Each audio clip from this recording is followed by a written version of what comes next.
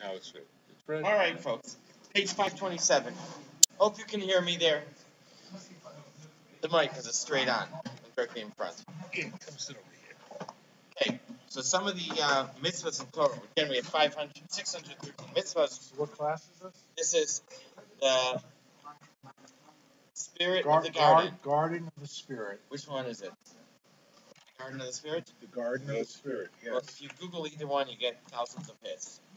The Garden of the Spirit, don't tell me, in memory of Malka Ruth Moshe. Don't guarantee I'll get him next week. Okay, Margarete Vogel. Thank you. She did discuss with me Kabbala at times, by the way. Good. Okay, and here we are in Longmeadow, Massachusetts, center of the universe. At Base Medrash Lubavitch. Okay, so we have,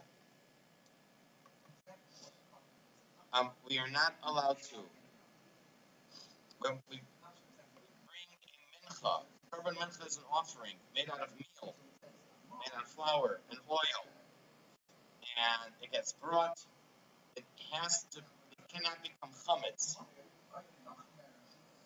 So there are special ways of making it so that it wouldn't become chametz. And also R is usually translated as leavening or yeast, called dvash or honey. We're not allowed to put in honey in a korban. We'll find out. It's interesting that Hashem doesn't want honey in the offering, but then he says it's a land flowing with milk and honey. So in one case it's a good thing, and in another case it's not such a good thing. In the morning davening, we say Bar Kapara says,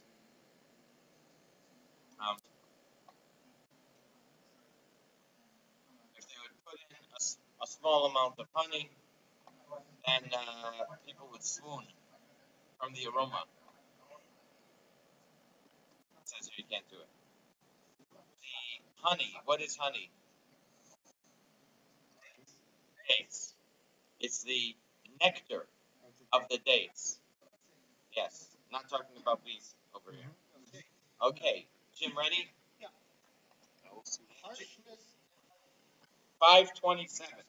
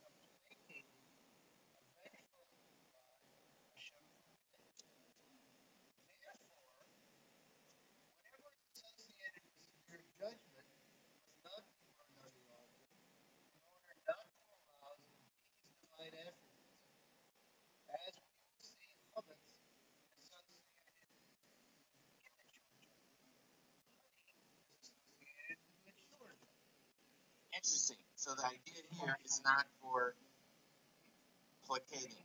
Is it placating or placating? Placating. Placating. The idea.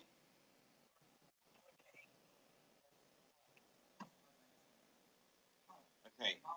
Like when I was in California, I was talking to a New Yorker who has a house there and goes back and forth, and she kept talking about the patriots. Patriots. I said, patriots. Nice. Right there. Patriots. Okay, so this is placate and placate. So, placate. So in that case, it's always Habaya, never Elohim. Interesting. Rules out or excludes the idea of placating with God or appeasing God with that. And okay, so chametz is immature, undeveloped. Judgment, honey is mature judgment. All right, continue. Go ahead.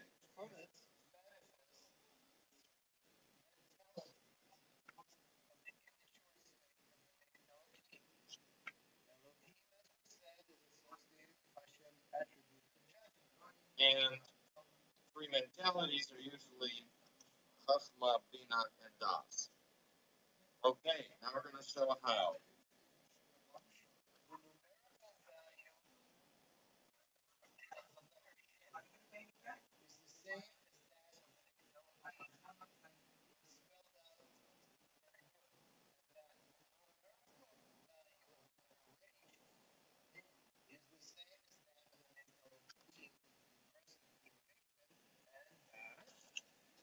The numerical value of the letter Aleph is the inclusive representation of the third name Elohim. Okay, so the spelling that the what does it say? Leaven, seor. We usually translate it as leavening. I think it's a leavening agent. The way yeast works.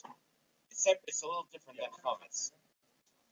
Right, but still causes Agent. I never figure out exactly what it is. But when the Torah we speak about two things: chametz and seor. Um, chametz means doesn't necessarily just mean leavening. Chametz means like sourish. The word seor also has sour in it.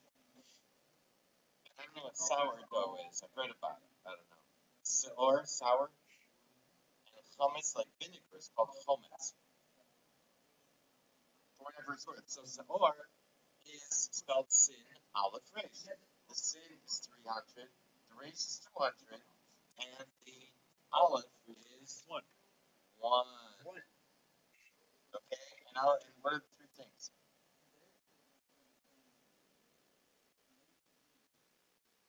You said Chachma Bina Das. Probably. You're here the three seor, sin aleph resh, 300, 200, 1. Oh, yeah. So, and how do you figure it out? Okay, Rudy, why don't you do the next thing? Page 528 from the small print. The word for leaven is any agent that makes flour into chametz. In Hebrew is seor, which is spelled shin aleph resh. When the name Elohim is spelled out, spelling out the letter Hey with a yud, the numerical value generated is 300. So Aleph is Aleph Lamed Hey, is 130 and 80. Lamed is Lamed Mem Dalet, which is 30, 40, and 4. Hey is Hey and Yud, which is 5 and 10. Yud is Yud Vav Dalet, which is 10, 6, and 4. And Mem is Mem and Mem, 40 and 40. The total is 300. Did anyone check the math? It's fine. Okay. 4, 6, 10, 4, 5, and 1. Yeah. That's right. 300. Okay. That's 300. So, got it. Next one. So the regressive iteration of the name Elohim yields a numerical value of 200 as follows. Aleph, Aleph Lamed, Aleph Lamed Hey, Aleph Lamed Hey Yud, Aleph Lamed Hey Yud Mem. 1 plus 1 and 130, 1 and 30 and 5, 1 and 30 and 5 and 10, 1 and 35, 10 and 40, which is the same as 5 times 1 or plus 4 times 3, is that right? Yes. 4 times 30?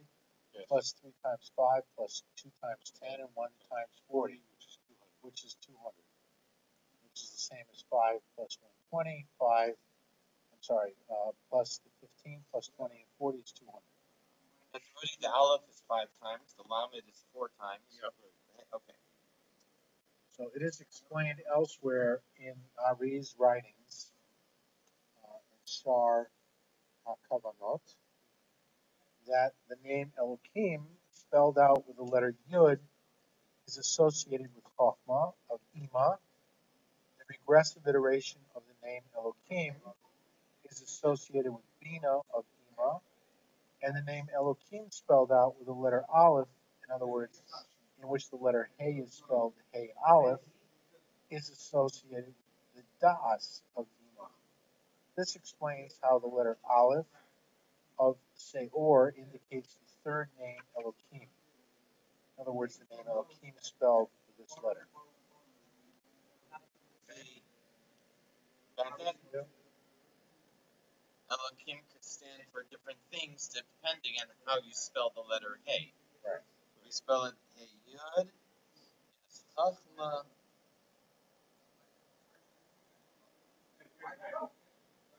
If it's Hey, should be if it's Hey Hey, it's Bina. And if it's Hey Aleph, it is Das.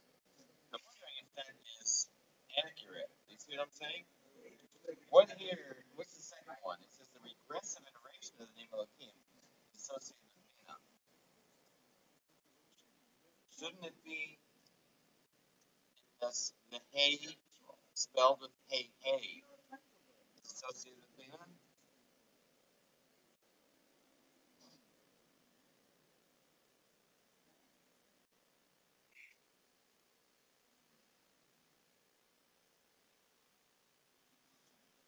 That's what. That seems to be the pattern of what's saying.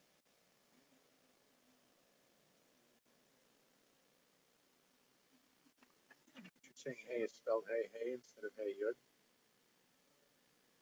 One minute.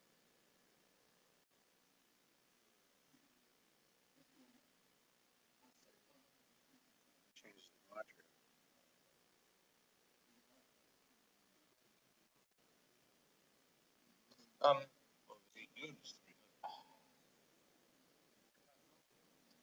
We're saying how the name Elohim can match Chachma, Bina, and Das of Ima, of Bina. So at first he says that when you expand the spelling for the letter Hey, if it's Hey Yud, then it's Chachma. The third one was if it's Hey Aleph, it's Das. In that pattern, we would say that we would think that the middle one is spelling it Hey Hey is Bina. It doesn't say that. There's a different reason why that should be Bina. It talks about the regressive iteration. So it'll add up. Huh? We're not getting out. Once with a Hey Yud. yud, well with a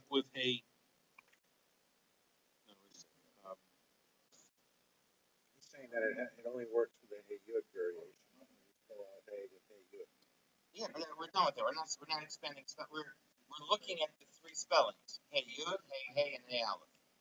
Right, but we just read that it works with the Hey Yud, not the Hey Hey. That's the letter Shin. Now we're talking about the letter Aleph. The letter Resh.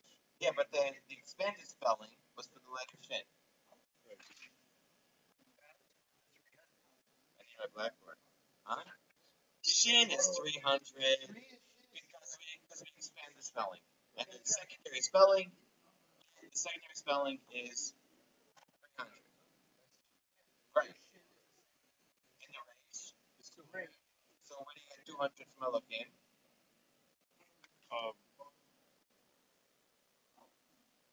with a yud, no 200, no. where do you get 200 from?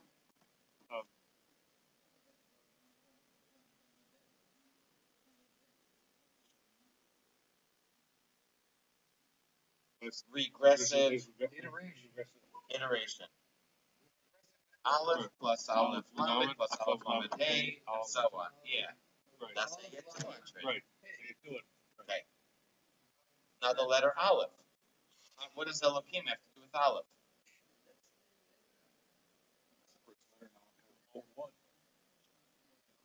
First letter in Elohim. He says something else. It's true. But he says it's different. He said when you expand the spelling, the aleph becomes aleph lamed pei, Right. and so on. How about the hey? The hey could be hey yud. It could be hey hey. It could be hey aleph. Right. So in this sense, the aleph represents one of the expanded spellings of Elohim. The letter yud can represent one way. The letter hey can represent one way, and the letter aleph can represent. They stand for different ways to spell to expand the spelling of the hey in Elohim. So the aleph is there too.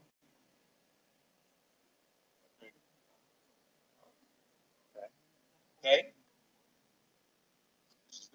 So that what he says here, in order to get to the aleph, he says what happens if you spell hey good, and he says what happens if you spell hey aleph, and he doesn't say what happens if you spell hey hey, and he says something else there instead. So I'm wondering about that. You know what this is like? How can you write this sentence? There are three ways to spell two in the English language. How would you write that? There are three ways to spell the Two in the English language. Right. Which two do you write? T-O, T-W-O, or T-O-O? We should bring coffee to the class. There's three ways to spell the Two. If I asked you to put it on paper. You said too much though. Uh-huh.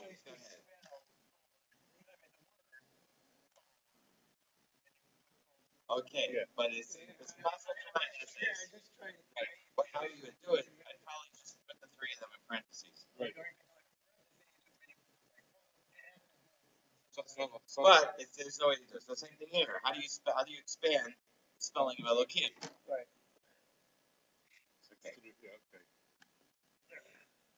Okay. Rudy, you're not off the hook.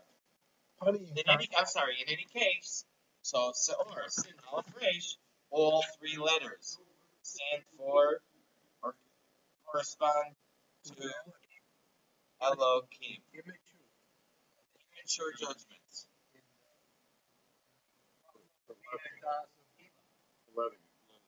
Yes. Okay. Now we'll go to the honey. Honey. So honey, in contrast, Yes. manifests the states of severe judgment of the mature stages. The numerical value of the word honey, Yes. Vash, is 306. The Vash is Dalid, base, Shin, 4, 2, 300, and 306. Okay. Mature stages. Okay, Alan, 529. The bold. There are. Oh no. We're gonna have a flag change here. There I think they'll hear it. There are 300. That variable constant. There are 300 states of mature. 320. So I said 320 states of mature severe judgment. The number 306, the numerical value for the word for honey, Yes. plus 14, as we have explained in our explanation of the shofar of Rosh Hashanah. The numerical. Hold on. Shin Vav, shofar, Shin Vav is 306. Just like honey. Yeah, the word shofar. Half of the shofar. Half the shofar. Yeah, show. The numerical value of the first two letters of the word shofar, Shin Vav, is 306. Is the same as that of the word for honey, Yes. Dvash. So this is added 14 for the 14 joints of the hand that grasp the shofar. Oh, boy! Talk about grasping at straws. The numerical value of the word for hand, Yad, is 14. Yad, which is Yadalit, 10 plus 4, 14. The hand possesses 14 joints. 3 in the fingers and 2 in the thumb. 3 Hold in on. the forefingers and 2 in the thumb. Isn't that the bird in the bush?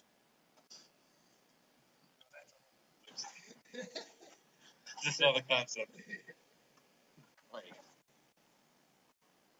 Okay, I said It's 14. 14. It's got 14. And that's Yad. That's Yad. You never know that? I didn't know. I didn't know that either. No, not the 14. You Yad, call yeah. them, you notice they call them joints, Yeah, they're joints. not bones. They're not. They're joints. They're joints. How many bones are there? Lots of bones in there. Lots of small bones. Really? More than 3 in the. Well, it's in the hand up here, but only the fingers. Not even the fingers. I mean, only the fingers. But yeah, but he's only talking.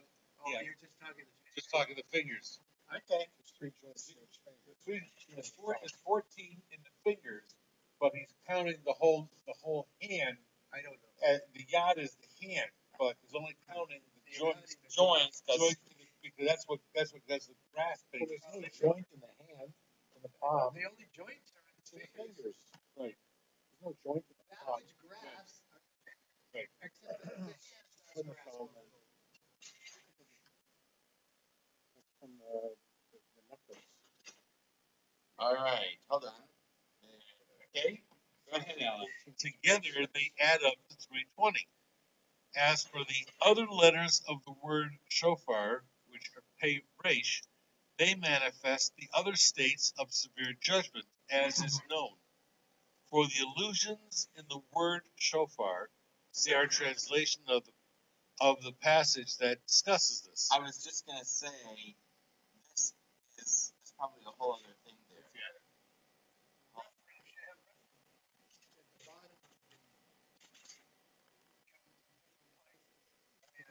I understand. So, well, we didn't get to shofar yet. It would be nice to have a Okay, we didn't get to shofar. I'm not sure where it is. But where it says shofar, obviously. Okay, what is the shofar? What's the purpose of the shofar in Rosh Hashanah? What? Remind us of the Akeda. Many different reasons. Many different deepest thing is like cry out loud. The deepest part of Yeah. your Okay. shofar blasts and Yericho. Who? Shofar blasts and Yericho. I did. Okay, so last week I was at Glen Meadow. I put together a PowerPoint on 10 messages of the shofar. But maybe at its core, I can mention, or maybe connect it all up. The shofar on Rosh Hashanah is supposed to break the dinim, break the severities and judgment. It's supposed to elicit mercy. In the verses before we blow the shofar, one of them says, and we read, Allah Elohim Yitrua, Hashem B'Kol Shofar. The paragraph 7 times, and then one of those verses is repeated. And the reason we read the paragraph is Allah Elohim Yitrua. Hashem rises with the trua, with the shofar blast. Hashem B'Kol Shofar. Havaya, with the sound of the shofar. What we're doing is we're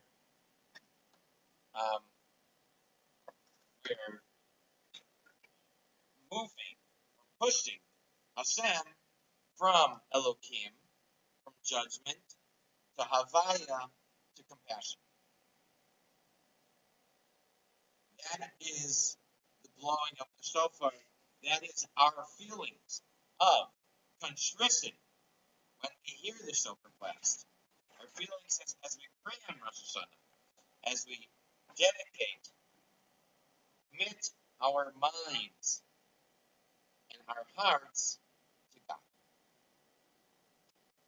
So we are trying to break the judgment and severities. That is what the shofar is about.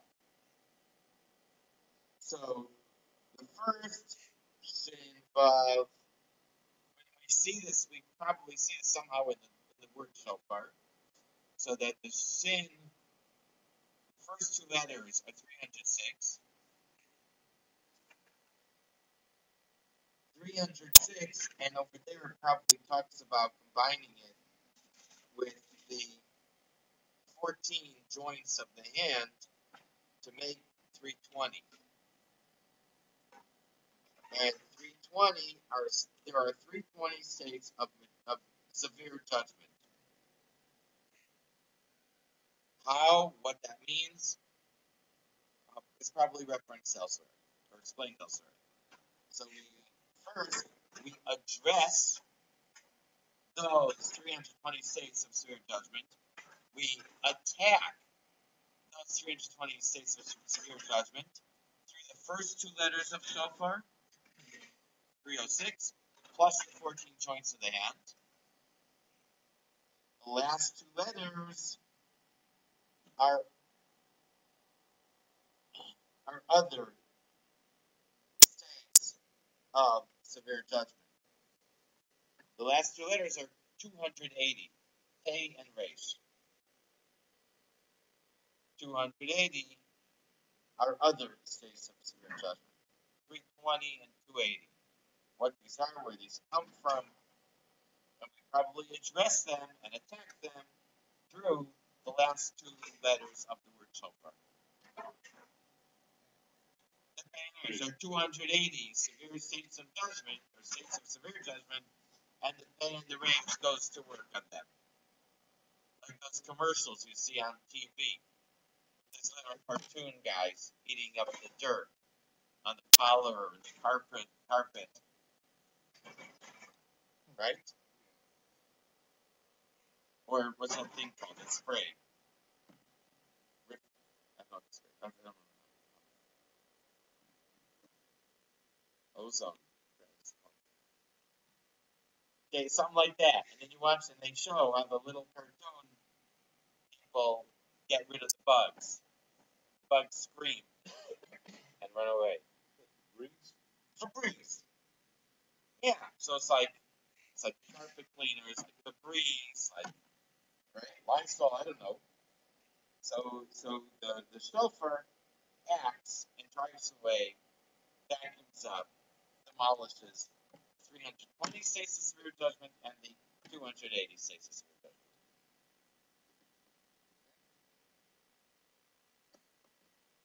Sound good? Okay. I assume that's what's written elsewhere. Okay, go ahead, Alan. Since chametz and honey both manifest severe judgment, it is forbidden to burn them on the altar. In Rabbi Menachem Mencken Yeah, he's our treasury secretary. glosses to Come on. yeah glosses to Rabbi Menachem mention. Probably mention. And you see, they don't know where he's from. Right. Glosses to Shar Kavanot. He notes that the numerical value of the word for honey, devash, 306, is the same as that for the word for in fire, isha, which is aleph shin hey. 1 plus 30 plus 5, 306 in this All verse. the sacrifices talks about isha, a burnt offering, a fiery offering. The latter word can also be seen to allude to the three manifestations of the name Elohim we saw above. The aleph refers to the name Elohim spelled out with the letter aleph. The shin refers to the name Elohim spelled out with the letter yud.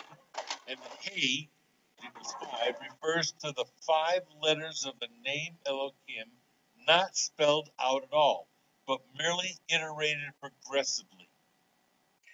Thus, honey also alludes in a more indirect way to these same names. Got that?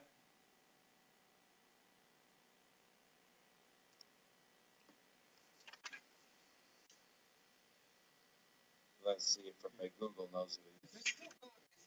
Oh, this is the end of this thing. No, I'm asking, is it still, the immature is talking about being a das of Eva. What is the mature? They don't say. Is that I think being also. a das of Eva as well, the mature end of it? I think so. What does Rabbi Vogel say? It talks about it here in terms of the immature in relation to There are two Menachem mentions. Menchen. One is Shostakovsky.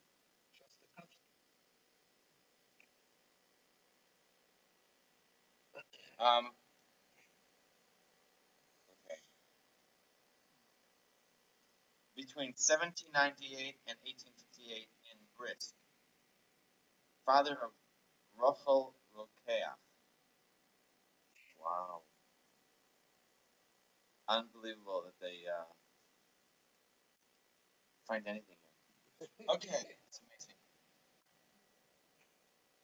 Here's Kabbala modernity.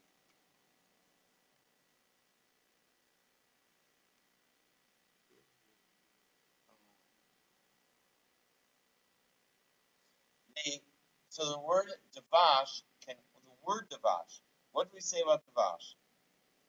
It equals 306. Right. And plus the 14 joints of the hand equals 320. Fine. So he says that we can see this another way. We can make the connection another way. Devash is 306, and in the same pasuk it says you're not allowed to make honey isha lashem. You cannot offer, you can't burn it as a fire.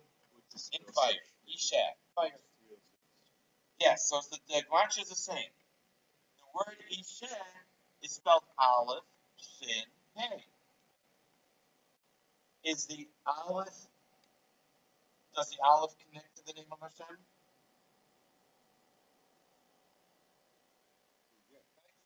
We said it before. That's what we said before.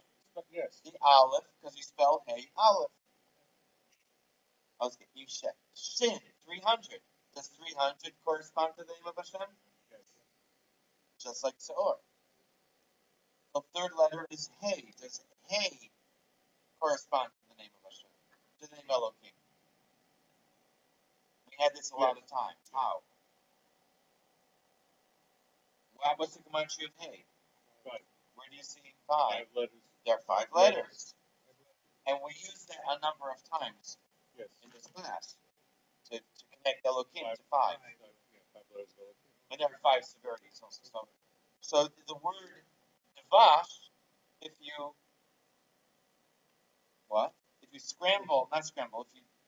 say migrate the letters, or to what is Calvin called? Transmogrify. If you transform Devash to Isha, Aleph Shnei, then you can also find another way to get to Elohim. Okay, so you know what's interesting? What do you think? What is the value of Elohim?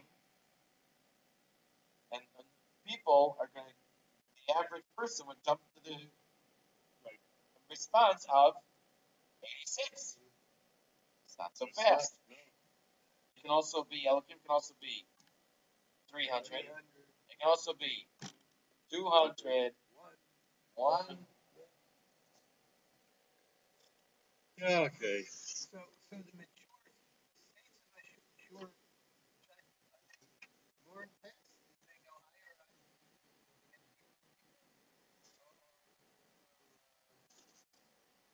I don't know. You want me to take a guess?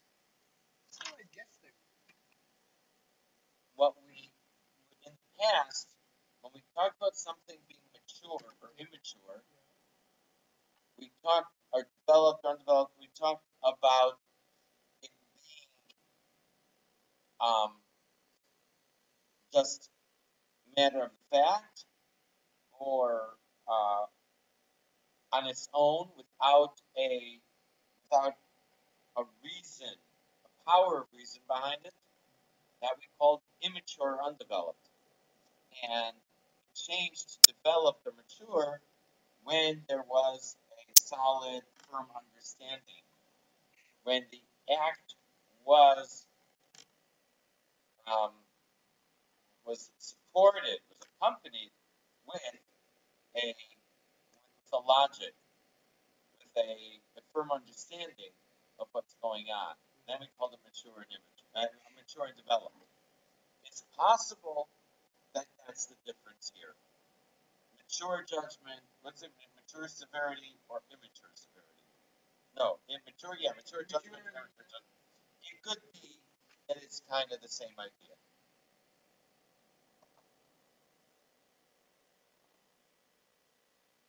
Even though it's called Bina, we're talking about, but it's maybe a global understanding might be the difference.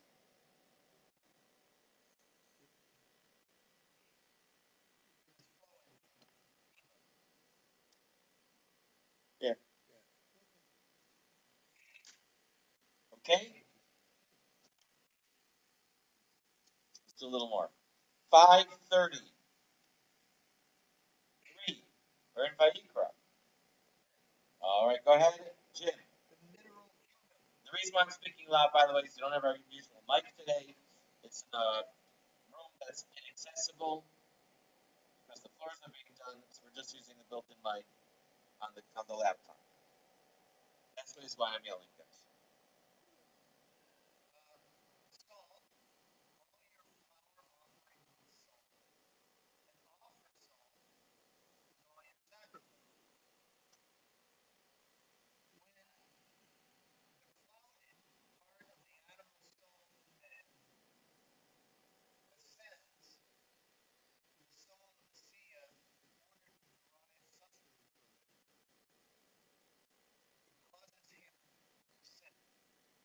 Okay, so first of all, we're talking here about the benefit, quality of salt, that it must be offered on all sacrifices. Everything that goes up on the altar has to get salted. We're going to talk about the animal soul, or the instinctive soul. Not which part of the instinctive soul? The cloudy part, the muddy part. And it rises to the soul of Asiya to derive sustenance. When we're talking about deriving sustenance, we're talking about the diversion of fine energy or an interception. Okay? An interception. Animal soul intercepts the divine energy. Okay, sacrifices.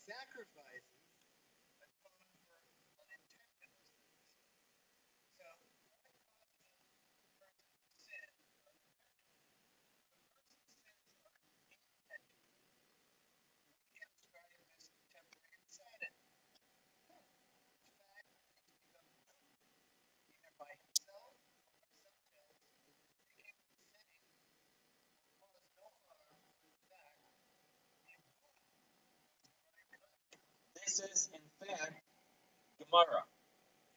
That a person sins because they get a crazy idea in their head. A person will only sin if they get a foolish idea, a crazy idea, temporary insanity. That's not based on Chassidus.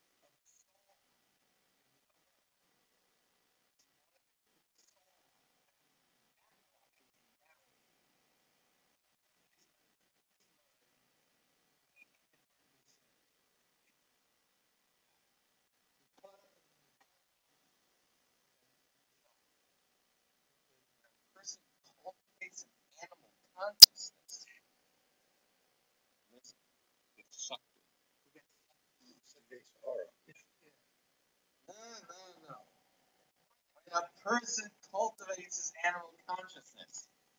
What does that mean? I'm throwing you a big, fat grapefruit, and you don't want to swing. Really. What does it mean to cultivate or to fertilize your animal consciousness? Is that becomes your focus. That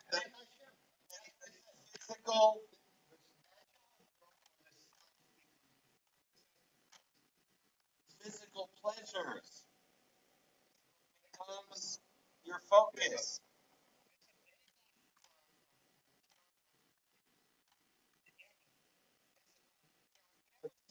All about getting into the Sahara, which is That's all you can say. The only ones that say. Guys, Right.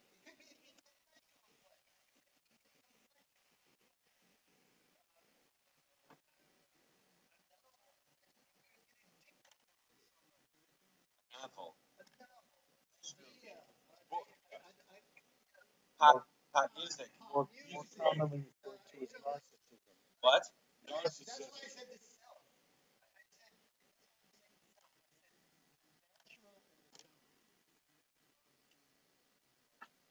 Guys, let's go out for some ice cream.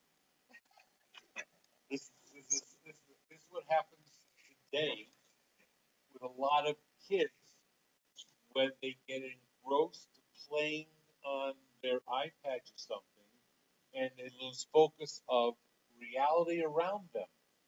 They're so focused on one thing, they cannot focus on what happens, or if they're being called or summoned or anything else, do anything else. They can't study, they can't do anything correct. They can only do this one thing.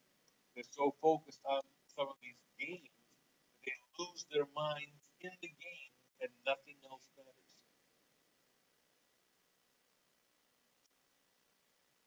Okay. Yes. So in our terms, the same way it happens with the kids That's what happens. is that we become desensitized to the spiritual, Right, to the divine. right.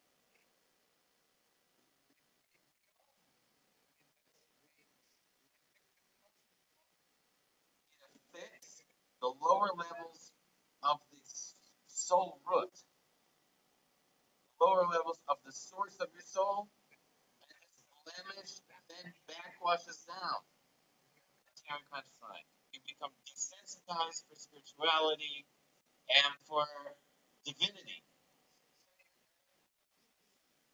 and then it causes you to sin inadvertently. You're not aware of your surroundings. You're not aware of what's of reality. You're lost, and you're focused on things you should not be focused on. And how is it? It's a tendency in the second paragraph to relate. I'm surprised you guys didn't go like this back then. To relate to the world in terms of nature, rather in terms of its divine origin. When we see the world as running on its own, outside of the divinity that is actually taking place. We've probably spoken about it before, at least briefly, that the reality of the world is divinity, spirituality. That's not what we see. From our perspective, the reality is the material. The reality of the world is godliness.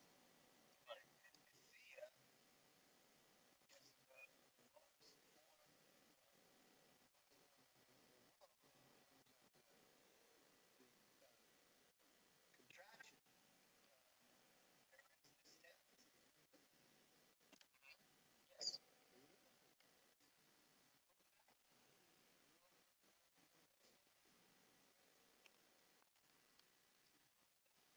this is where we live. Well, but we expects us. Temporarily.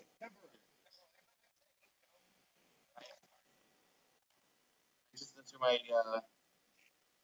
filibuster a few weeks ago, how Hashem expects us to live by the godly order, and that is the parshas of the last few weeks, over and over. Live by the godly order and not by the natural order. And then the natural order doesn't apply to us.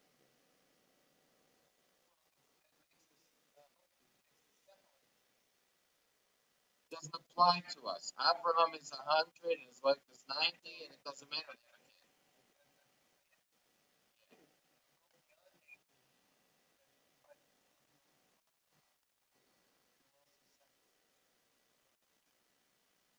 Mm-hmm.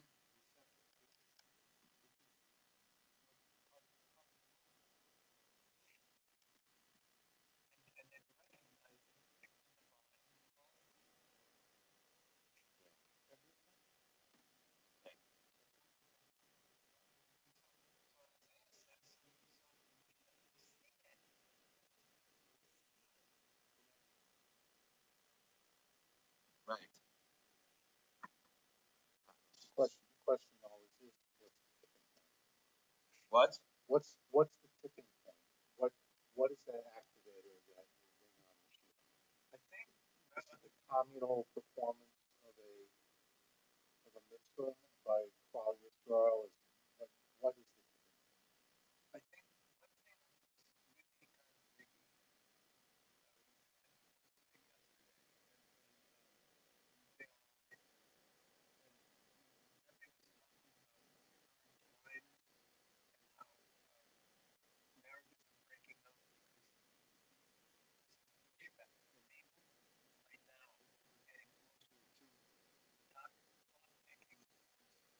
Evil is pushing back.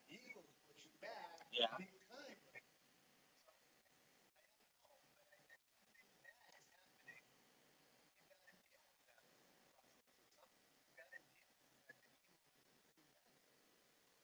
I don't know. I mean,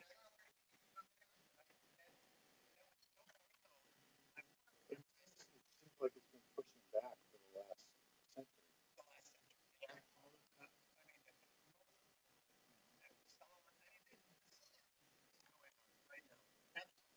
And now Rambam. we're starting to push back ourselves, maybe in how we do things. We have to be able to push back to overcome these deficits or this pushback by evil. To overcome it. So not enough are pushing back to overcome it.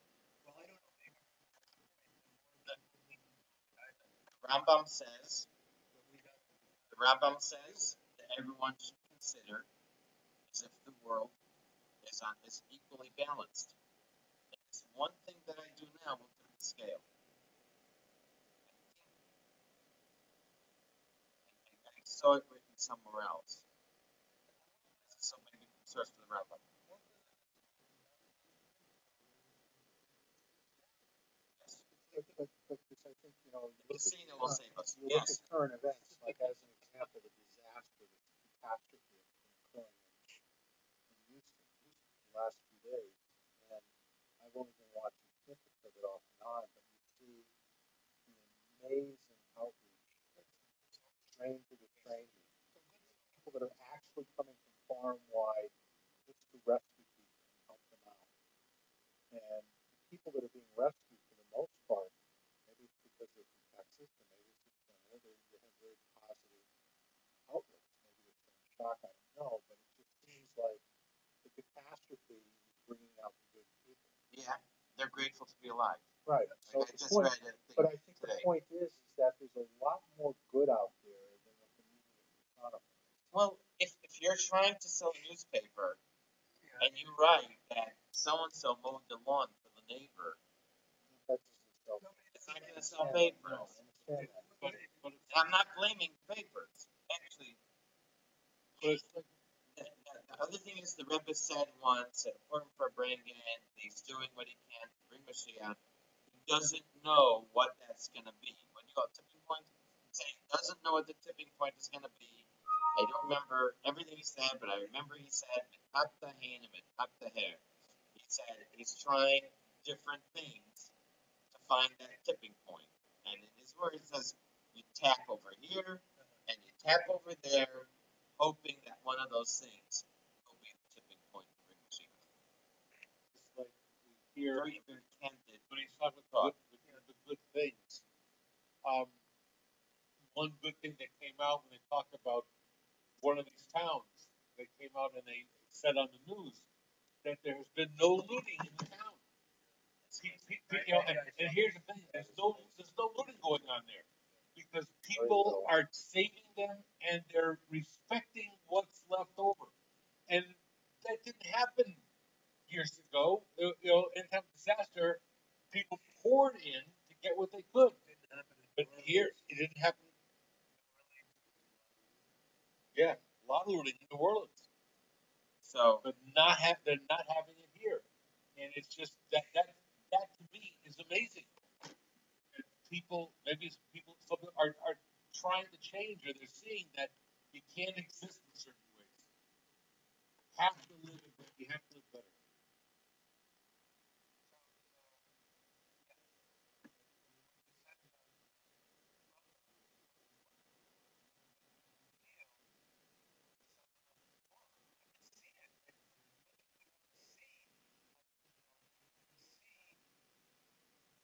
Right.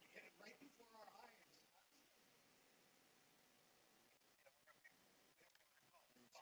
Even in the face of disaster and catastrophe, you can see the finger of God, obviously, in so many different ways. Because it struck me just before I came here, they said that had Harvey hit New Orleans, because of the difference in geography, because the way that Houston is so sprawled out, and New Orleans is basically a bowl of water, that the equivalent of the water having come down would have been 128 feet high. Had it come down in New Orleans, it would have been the equivalent of 120. The whole place would have just been like A lake. like Noah. Yeah. So like, what's his name? Like Quabbin Reservoir. Like yeah, Quabbin like Reservoir. Reservoir, exactly. New Orleans would have been completely submerged underwater. So I could have done that. I and said failed. Harvey could have Prescott- hit Prescott. New Orleans and obliterated New Orleans, but he didn't.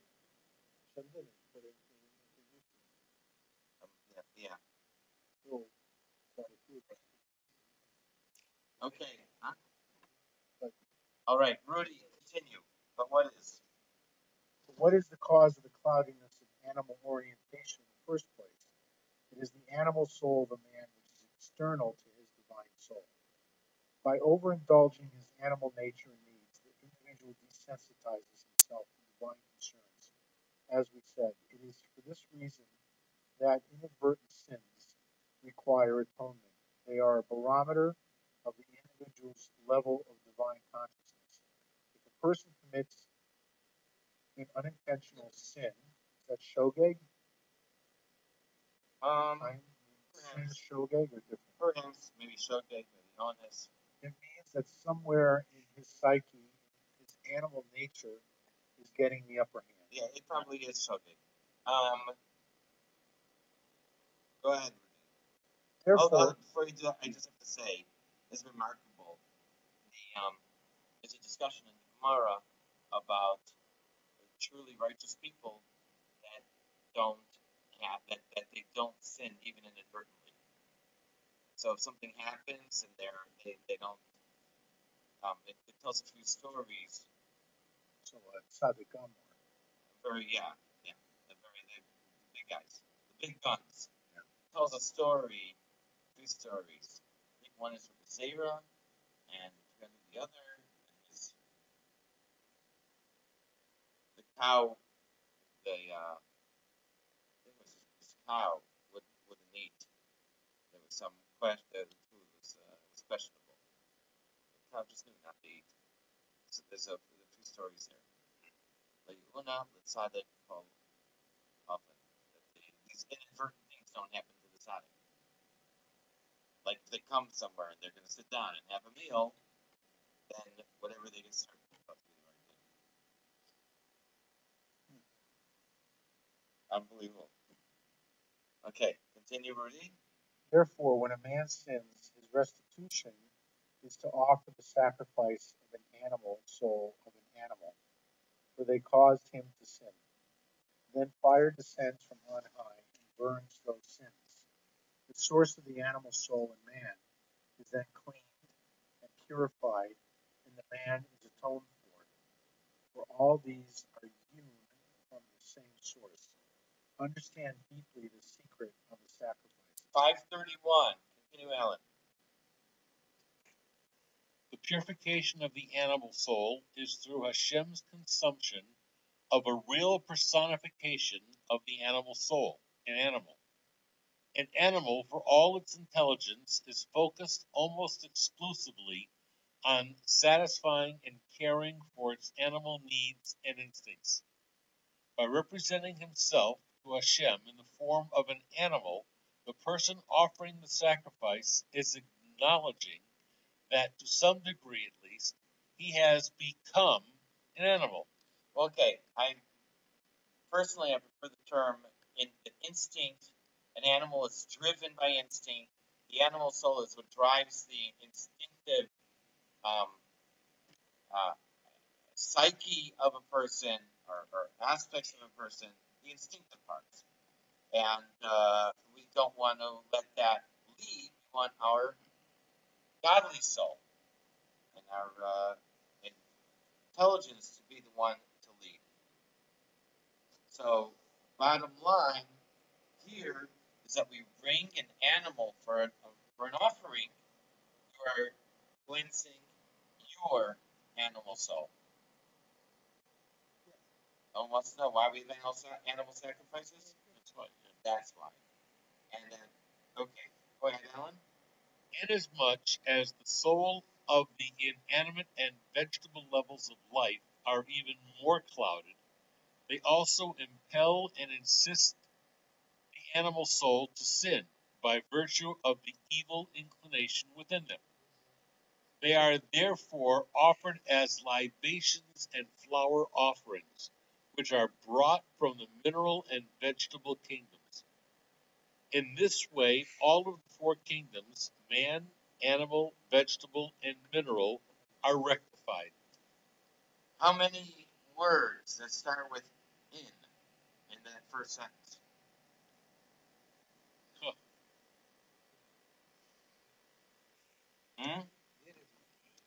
Inasmuch, inanimate, and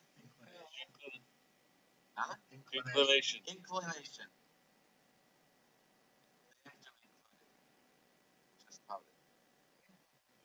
Yeah. Okay.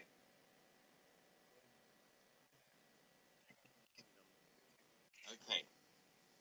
Within, as at the end. Right. All right. So basically, that's the bottom line of the sacrifices and the animals. We didn't talk about the salt yet, but that was the sacrifice, the offerings. Huh?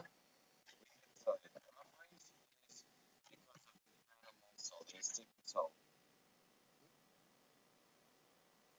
Okay. We'll pause here. 5:31. God willing, next week. Hope to be in one piece. Then we'll meet again. Hey, if they had control